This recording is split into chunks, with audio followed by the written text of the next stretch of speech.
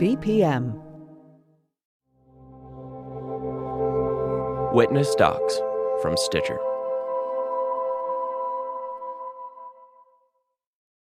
I'm Kadada Williams. This is Seizing Freedom.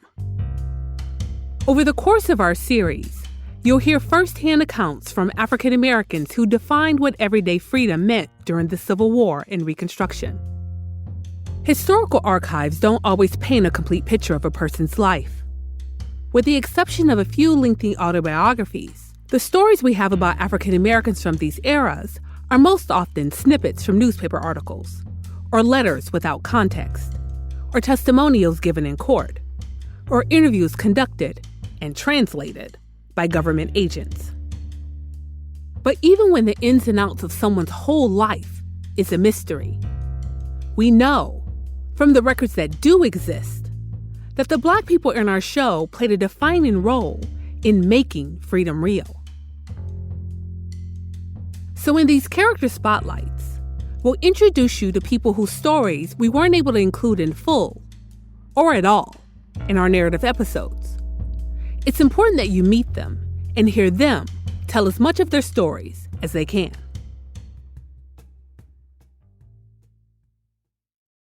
During the Civil War and Reconstruction, African Americans seized education to help fortify their families' freedom. Ambrose Headen was born enslaved in North Carolina and sold to Alabama when he was 16 years old. During all my slave life, I never lost sight of freedom. It was always on my heart. It came to me like a solemn thought, and often circumstances much simulated the desire to be free and raised great expectation of it. We slaves all knew when the abolitionists got into Congress. We knew it when there was just one there, and we watched it all the way until there was a majority there. I don't know hardly how we got that knowledge, but we always knew. We always called freedom possum so as to keep the white people from knowing what we were talking about. We all understood it. Ambrose's first master had sent him to train with a carpenter, and he was skilled by the time he got to Alabama. In 1852, some years before emancipation, my master signed $900 to be paid and work towards building a Baptist college where we lived. He sent me to work out his subscription. I had 4 children of my own, and I thought it was hard for me to work out this $900 when I could have no privilege of educating my own children. In 1865, Ambrose, along with William Savery and Thomas Tarrant, 2 other formerly enslaved men who helped build the college, went to a freedmen's convention in Mobile. There, they pledged, "We regard the education of our children and youth as vital to the preservation of our liberties, and true religion as the foundation of all real virtue, and shall use our utmost endeavors to promote these blessings in our common country." They rushed home and together built a one-room schoolhouse out of abandoned lumber. Attendance skyrocketed. Meanwhile, the Baptist college they built for white students was struggling. It defaulted on its mortgage and was up for sale. The 3 men petitioned the local Freedmen's Bureau agent, who appealed to the American Missionary Association, who bought the building. In 1869, the school that Ambrose Headen had contracted to build as an enslaved carpenter became Talladega College, Alabama's oldest private HBCU. Almost 10 years later, Ambrose published a short autobiography for the American Missionary magazine.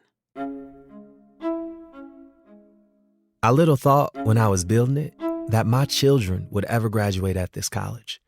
But God has turned things around so that 3 of my children have graduated. And the 4th will graduate next June. So that when I worked out this subscription of my master, I was building a college for myself and my family. And now all my children are good scholars. One is a minister. One has charge of an academy. I have a good house of 7 rooms and 11 acres of land about it, besides a farm of 320 acres in the country. When the college and the Congregational Church were planted here, I joined the church and have never been sorry for it. I love the missionary and would rather give all I have than to see it go down.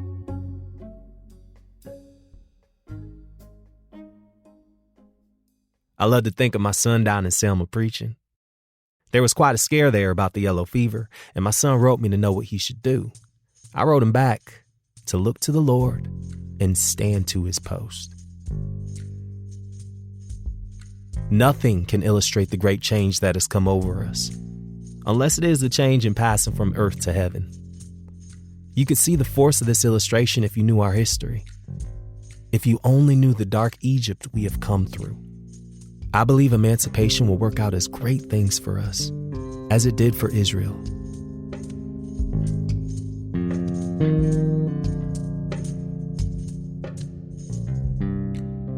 To hear more about the central role that schools and churches played in securing freedom and citizenship, check out our upcoming episodes on education and religion. Ambrose Headen's story was excerpted from an autobiography published in the American Missionary magazine and collected in John Blossingame's Slave Testimony. He was voiced by Conrad Haynes.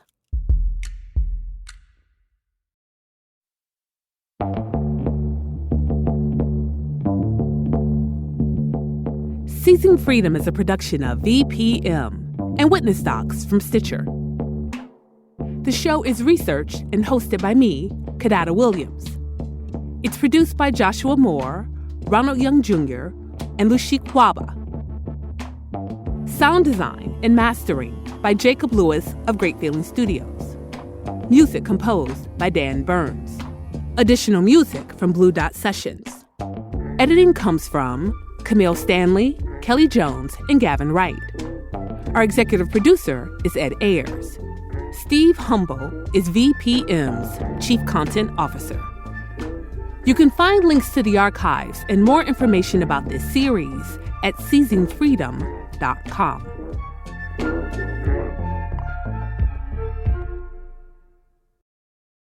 You can listen to ad-free new episodes of Seizing Freedom only on Stitcher Premium.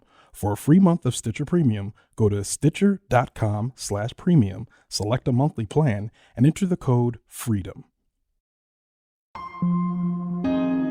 VPM